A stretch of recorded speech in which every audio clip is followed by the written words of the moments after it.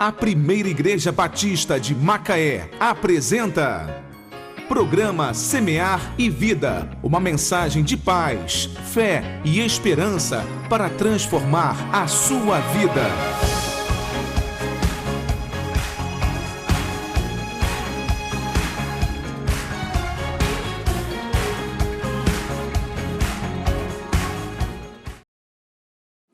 Eu quero estar lendo com os irmãos em 1 Coríntios, a partir do versículo 24. Eu sou a mãe do Jonathan e do Eric, que está ali na bateria, e o baixista aqui é sobrinho, é primo dos garotos. E eu vou estar compartilhando com os irmãos aqui 1 Coríntios, a partir do versículo 24, que diz assim: Mas para aqueles que Deus tem chamado, tanto judeus como não judeus, Cristo é o poder de Deus e a sabedoria de Deus. Pois aquilo que parece ser a loucura de Deus é mais sábio do que a sabedoria humana. E aquilo que parece ser a fraqueza de Deus é mais forte do que a força humana. Agora, meus irmãos, lembre do que vocês eram quando Deus os chamou. Do ponto de vista humano, poucos de vocês eram sábios ou poderosos ou de famílias importantes. Para envergonhar os sábios, Deus escolheu aquilo que o mundo acha que é loucura. E para envergonhar os poderosos, Ele escolheu o que o mundo acha fraco. Para destruir o que o mundo pensa que é importante, Deus escolheu aquilo que o mundo despreza, acha humilde e diz que não tem valor. Isso quer dizer que ninguém pode ficar orgulhoso, pois sabe que está sendo visto por Deus.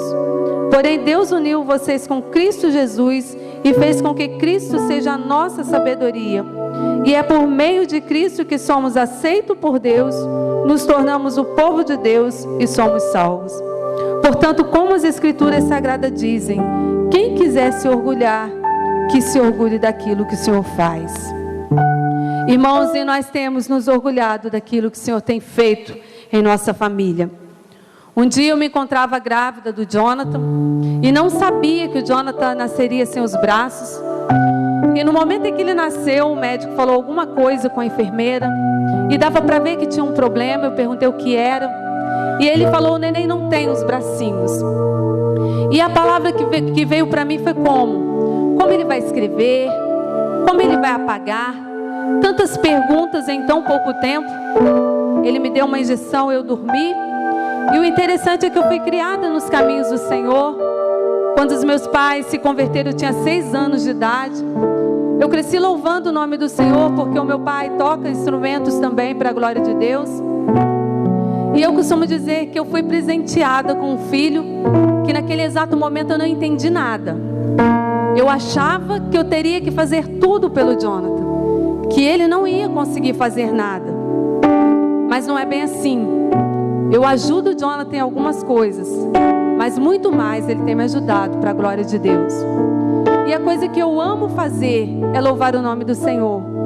Mas naquele exato momento ele era apenas um recém-nascido. Mas, irmãos, eu agradeço a Deus quando nós não paramos. Eu e minha esposa, a gente continuamos na presença do Senhor, continuamos indo para a casa do Senhor, levando o Jonathan. E ali o tempo foi passando. O Jonathan, o problema dele foi na formação. Quando ele nasceu com saúde. E o tempo foi passando. Um dia eu me encontrava na rodoviária com ele. Chegou um moço perto de mim e ele falou assim: nossa, mas ele é muito alegre.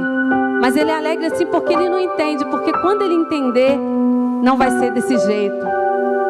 Eu falo que eu queria encontrar aquele moço para ele ver a glória do nosso Deus. Porque quando o nosso Deus age, até a tristeza, ela salta de alegria na presença do Senhor. E ali, irmãos, com 3 aninhos de idade, o Jonathan começou a louvar o Senhor na igreja. E com 4, ele procurava sentar nos primeiros bancos da igreja para ver o baterista. Hoje ele não toca bateria nas igrejas, porque é um instrumento mais cansativo, ele cresceu. Então, assim, a gente teria que fazer algumas adaptações. Enquanto isso não é feito, ele não tem tocado bateria nas igrejas, mas foi um instrumento que ele começou para a glória de Deus. Ele era encantado com a bateria. E na igreja igreja ele ficava fazendo gestos quando os meninos estavam tocando, com os braços, com as pernas. E quando chegava em casa, ele montava, colocava umas latas no chão e ficava ali tocando. Era época de disco, de fita, ele só não guardava. Mas ele tirava, colocava ali para tocar. Interessante que quando ele cansava, ele guardava tudo dentro de um balde.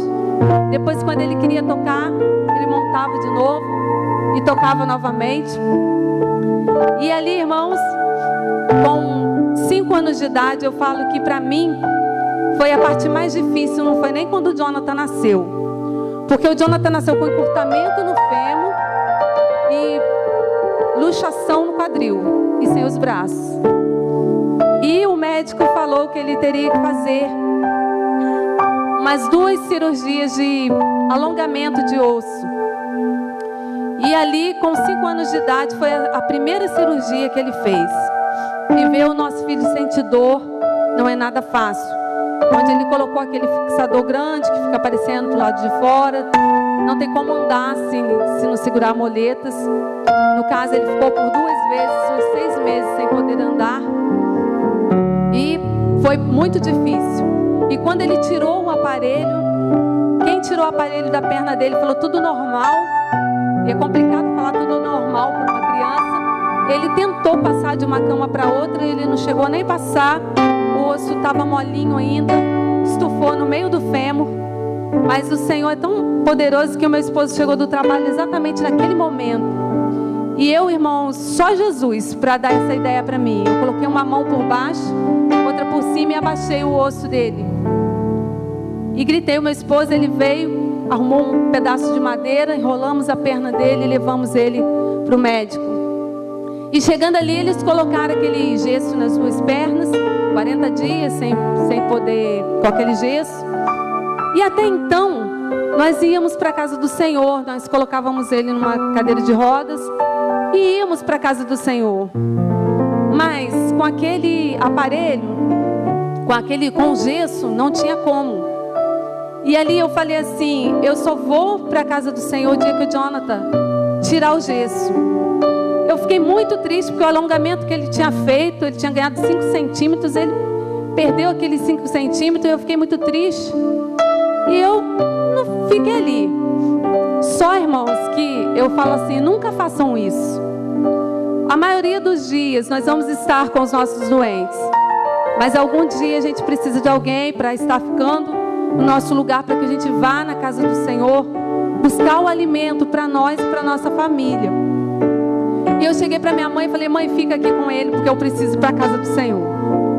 E a minha mãe ficou com ele, eu fui, naquela época meu esposo dirigia uma congregação, e eu fui, e o Senhor arrancou toda aquela tristeza, todo aquele peso que eu estava por ele ter perdido aquele alongamento. E ali, irmãos, hoje ele fala que ajuda no posicionamento da guitarra. Então o nosso Deus sabe de todas as coisas, nós não sabemos de nada. Às vezes a gente está no nosso lar sem força até de ler a palavra do Senhor. Mas aqui nós vamos ouvir a palavra do Senhor. O Senhor vai nos renovar, nós vamos sair daqui diferente. Então é assim que o nosso Deus opera. É assim que o nosso Deus trabalha. Quando nós abrimos o nosso coração para Ele. Pela cruz, o chamou.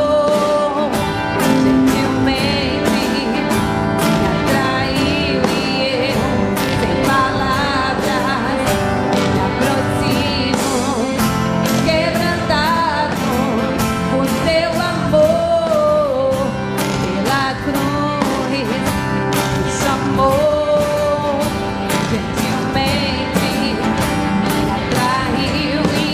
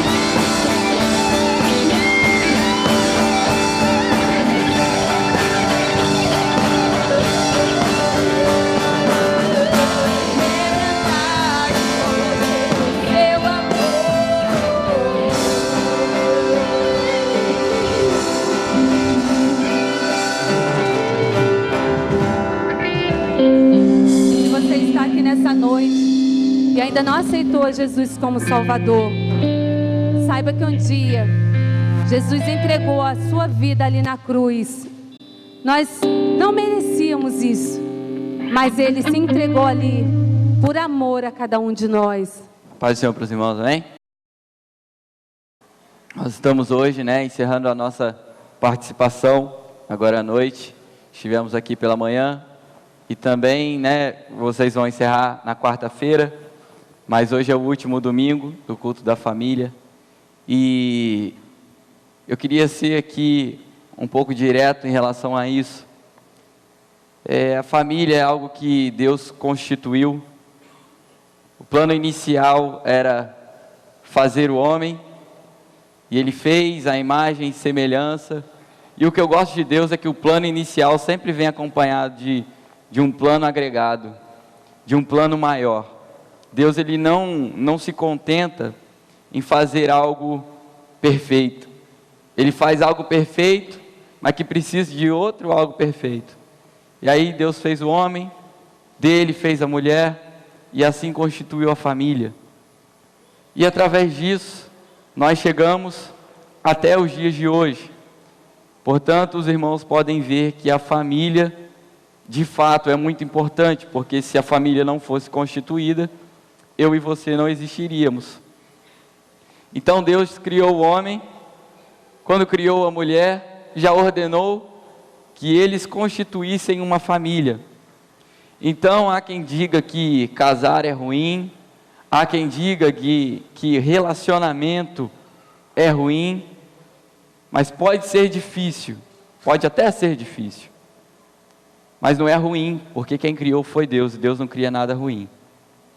Deus não cria nada pela metade.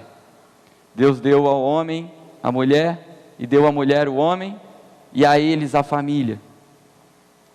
E com isso estabeleceu uma geração. E essa geração nasceu com a finalidade de louvar o nome dele. A família é sim uma forma de louvor e de adoração a Deus. Porque quando nós constituímos a nossa família, quando nós vivemos unidos em família, independente de laços sanguíneos, matrimoniais ou qualquer tipo de laço, nós adoramos a Deus com algo que Ele mesmo criou. Só que o homem, ele fugiu da finalidade, do propósito pelo qual ele foi criado. Porque a nossa finalidade aqui na terra é adorar a Deus. Há quem diga que não sabe o que veio fazer aqui. E essa pessoa está perdendo tempo, porque o que nós viemos fazer aqui é adorar a Deus. Com as nossas palavras, com as nossas ações, com o que temos, com o que somos.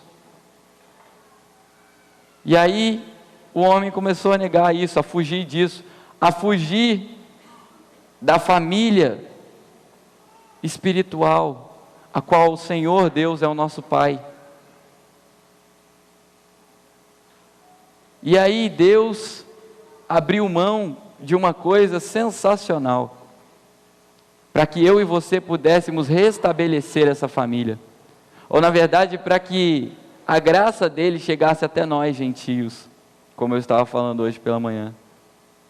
Deus abriu mão do seu único filho, e de repente você mãe, você pai, morreria pelo seu filho. Mas será que você daria o seu filho para morrer por alguém? De repente você morreria. Mas será que você daria o seu filho para morrer por alguém? E o interessante é que Deus deu o seu único filho, e não foi por pessoas arrependidas, foi para que as pessoas se arrependessem. Deus deu o seu único filho não por pessoas santas, mas por pessoas pecadoras, por pessoas que depois da morte dele ainda iriam pecar novamente. E aí o que acontece? Nós vemos que Deus já abriu mão da família, mesmo que por alguns instantes, por alguns anos, os anos que Jesus esteve aqui na terra, Ele abriu mão disso, Deus abriu mão disso. E hoje, a lição que fica para nós é que nós não podemos abrir mão, porque Deus já abriu mão, e só Ele conseguiria fazer o que fez, que é dar o seu único filho por amor a nós pecadores, incrédulos, falhos. Ele já fez isso. E hoje, nós não devemos abrir mão da nossa família. Há quem diga que a igreja vem antes da família. Mas se a família é constituída, se a igreja é constituída por famílias, então para que a igreja corra bem, nós precisamos que a nossa família esteja bem. Tanto a nossa família de laços matrimoniais, sanguíneos, quanto a nossa família espiritual. Porque nós somos a igreja.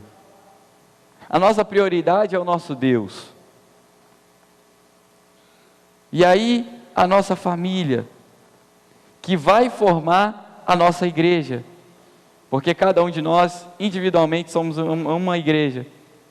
E quando nos reunimos, nós estamos aqui no templo, nós chamamos de igreja, porque o nosso vocabulário, o nosso português é assim.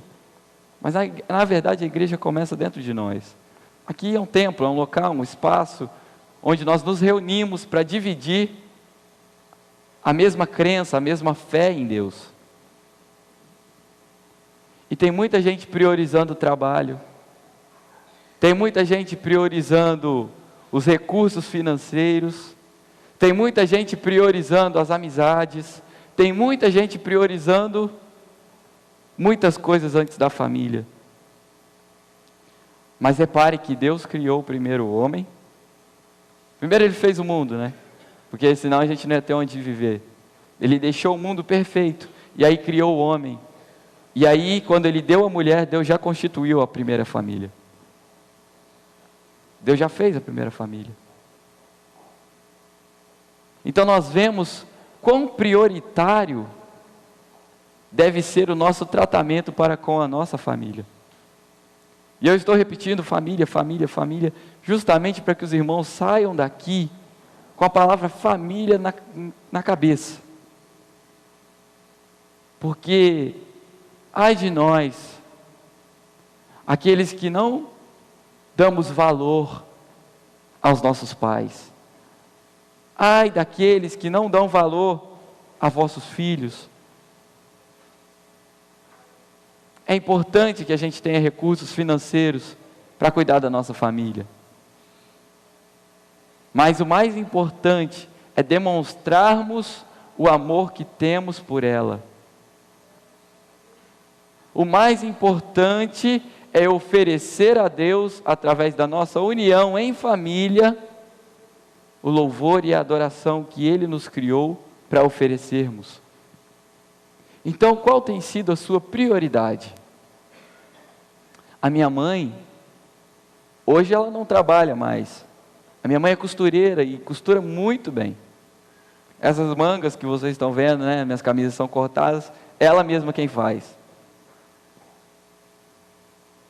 E ela abriu mão disso, para que nós pudéssemos viver esse ministério. Nós viajamos por todo o Brasil,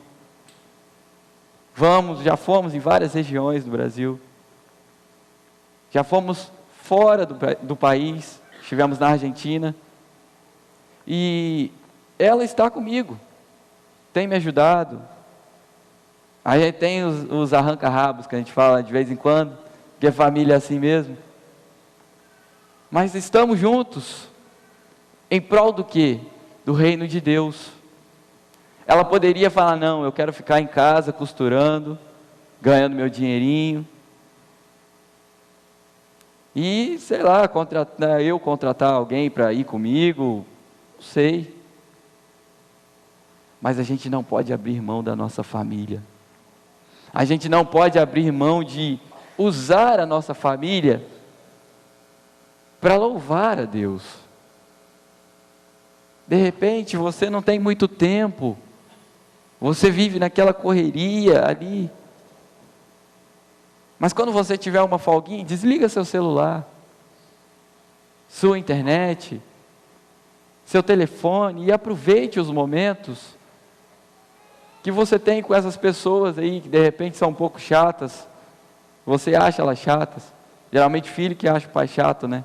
E o pai acha o filho rebelde, e às vezes é um pouco ou muito dos dois, né? Procurem se acertar, procurem o equilíbrio, procurem resolver os problemas e não deixar que os problemas destruam o elo que existe entre vocês.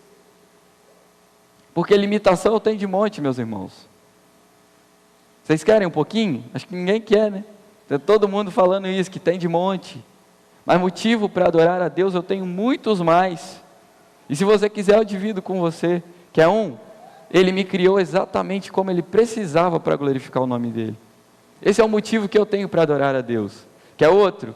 Deus tem usado a minha vida para ministrar em corações de pessoas frustradas, de pessoas estressadas, de pessoas que não conseguiam enxergar que a vida é boa. Isso é motivo de glorificar a Deus. E o maior motivo de todos, o amor de Deus por mim, o amor que fez um Deus perfeito abrir mão de sua paternidade. Na verdade, Ele não deixou de ser pai, mas Ele deixou de influenciar diretamente o que Jesus ia fazer. Por quê? Jesus sentiu dor. Será que Ele, sendo filho de Deus, Deus ia deixar Ele sentir dor? Não ia. Então Ele deixou de atuar em determinados momentos. Ele deixou Jesus sentir na pele, na carne, no osso, derramar o seu próprio sangue, para que eu e você fôssemos perdoados. Então Ele nos ama como Ele ama Jesus, é ou não é verdade? Porque se Ele amasse mais a Jesus do que a nós, Ele não ia fazer isso.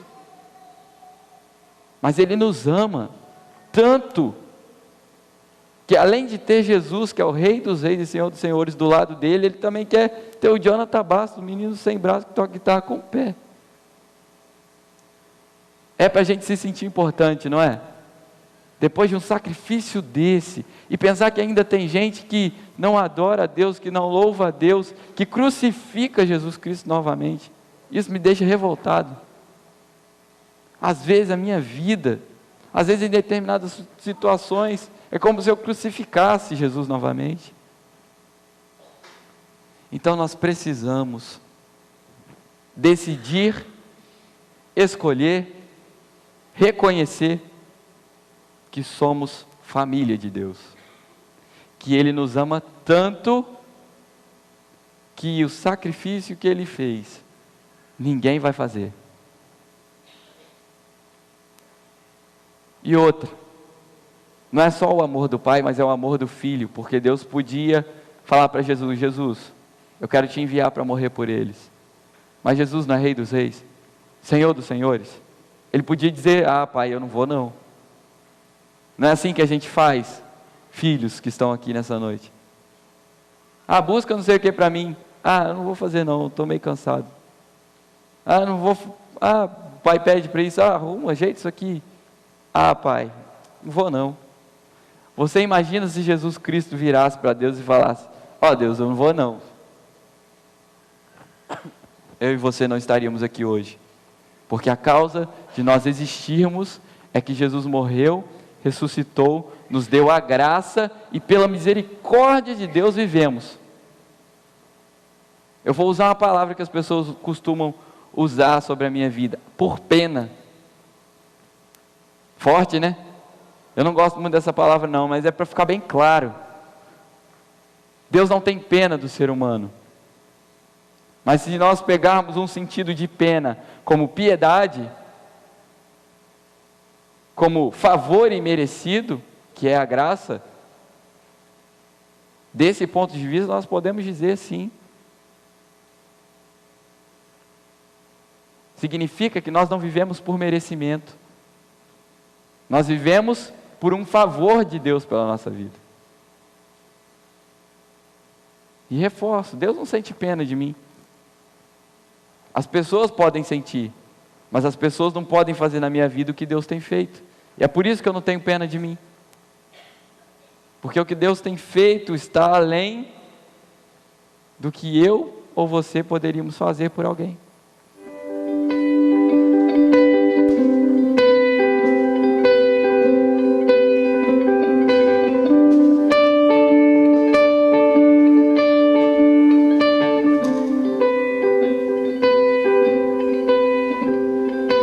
Tem ciúmes de mim, o seu amor é como um furacão. Eu me rendo ao vento de sua misericórdia. Então de repente não vejo mais as minhas aflições, eu só vejo a glória. E percebo quão maravilhoso Ele é e o tanto que Ele me quer. Oh, Ele me amou. Oh, Ele me ama. Ele me amou.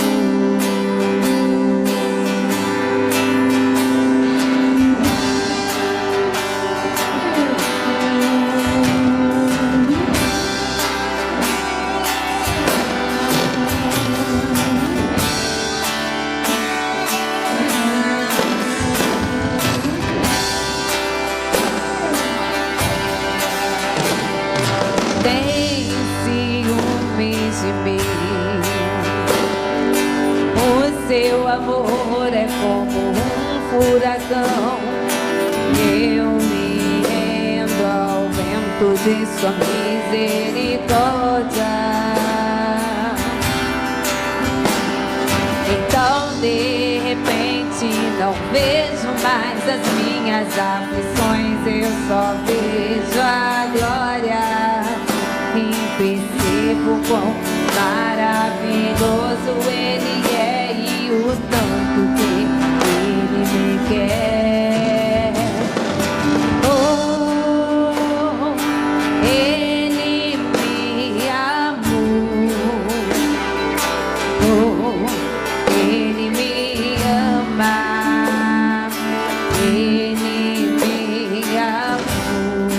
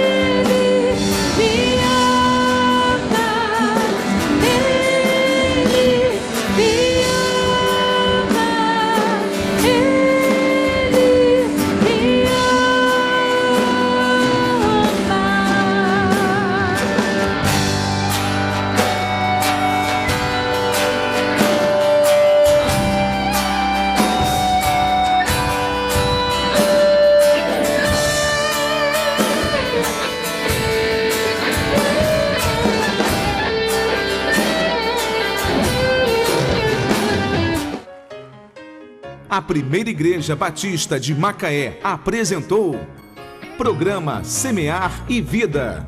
Obrigado pela sua audiência e até o nosso próximo programa. Deus continue abençoando a sua vida.